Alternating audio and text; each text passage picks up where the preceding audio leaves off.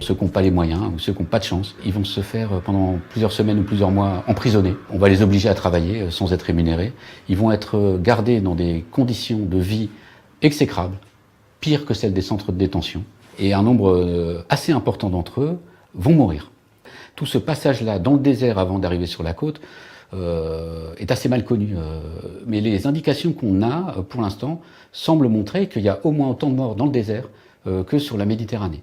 C'est évidemment des circonstances très difficiles pour une organisation humanitaire que d'assister ces gens-là qui vivent dans la clandestinité totale sous la coupe de réseaux mafieux extrêmement violents.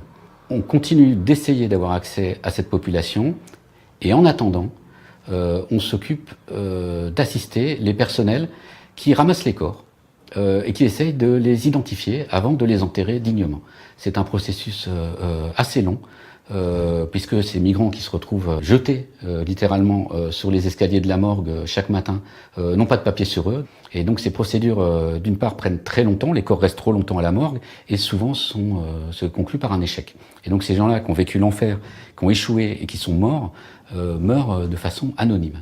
On veut s'occuper des morts pour augmenter les chances de ces pauvres gens qui ont tout tenté pour rejoindre l'Europe et qui ont échoué, qui sont morts dans le désert, pour augmenter les chances que leur nom soit connu, qu'ils ne meurent pas totalement anonymes et qu'ils ne disparaissent pas dans les vents du désert, comme ça, que leur sort soit connu de leur famille, de leurs autorités et de l'humanité au sens large. L'idée que des populations importantes disparaissent de la Terre sans que leur nom n'apparaisse plus jamais, c'est quelque chose qui heurte mon sens de l'humanitaire.